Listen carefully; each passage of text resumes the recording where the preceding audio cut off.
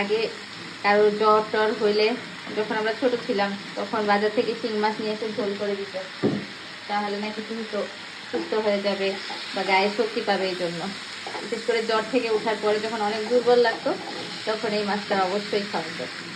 শিং মাছ রান্না করবো। একটু আগে মাছ ভাজি করেছিলাম এতে, আর একটুখানি তেল আছে, সেই তেলের মধ্যে আমি আরেকটু তেল দিয়ে দিচ্ছি, যেহেতু রান্না করব লাগবে।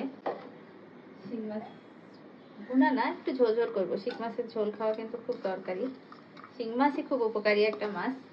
পেঁয়াজটা একটু নরম হলে বাকি মশলা দিয়ে দিব। পেঁয়াজটা এই যে নরম নরম হয়ে আসছে, এখন এর ভিতরে আমি একটু সামান্য জিরার বাটা আর হচ্ছে রসুন বাটা দিব। বাটাটা এই প্লেটে ছিল, একটু পানি দিয়ে ধুয়ে দিলাম, খুবই সামান্য, বেশি না। এবার আমি গুঁড়া মশলাগুলো দিব। প্রথমেই দিব হলুদের গুঁড়া, তারপরে দিব মরিচের গুঁড়া, যে যেরকম ঝাল খান সেই অনুপাতে দিবেন। তারপরে দিব একটু ভাজা জিরার গুঁড়া, ধনিয়ার গুঁড়া দিতে পারেন, না দিলে নাই।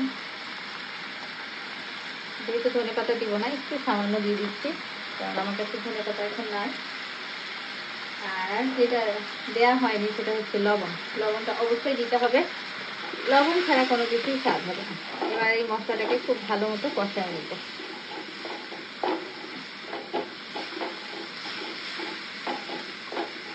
করতে থাকো। আমার শিং মাছ পরিষ্কার করে নেওয়া। আজকে আমার বাসায় পেঁপে ছিল না, পেঁপের খোসা দিলে আরো সাদা হয়ে যেত, এখন দেখতে আরো ভালো লাগে।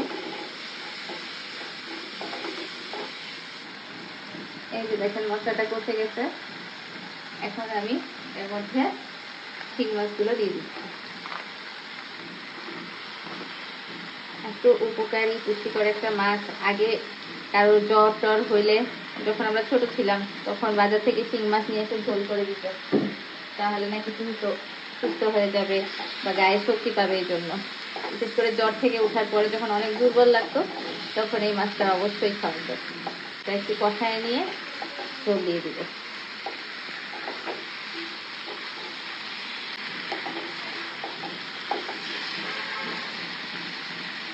এই যে মশলার সাথে খুব ভালো মতো কষায় নিয়েছি, একদম মনে হচ্ছে ভাজা ভাজা হয়ে গেছে।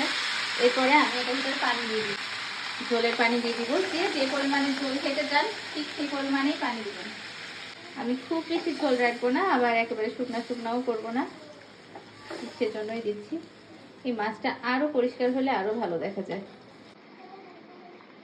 একটু ঢাকা দিয়ে ঢেকে দিব, পরে হয়ে যাবে। এখানে আমি 4-5 টুকরা কাঁচামরিচ আস্ত দিয়ে দিচ্ছি, যেহেতু আমরা ঝাল ঝাল খেতে পছন্দ করি।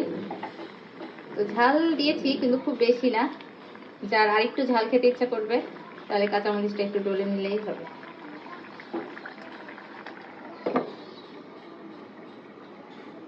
আচ্ছা, এই শিং মাছ রান্নার মধ্যে যদি একটুখানি টমেটো বা টমেটো সস দেন তাহলে কিন্তু আরো ভালো হবে। আমার কাছে যেহেতু টমেটো নাই তাই সামান্য একটু টমেটো সস দিয়ে দিলাম, খেতে কিন্তু বেশ ভালো লাগে। এখন আমি আর 2 থেকে 3 মিনিট ঢাকনা দিয়ে রাখবো, তাহলেই হয়ে যাবে। আলগা রাখলেও সমস্যা নেই, যেভাবে খুশি।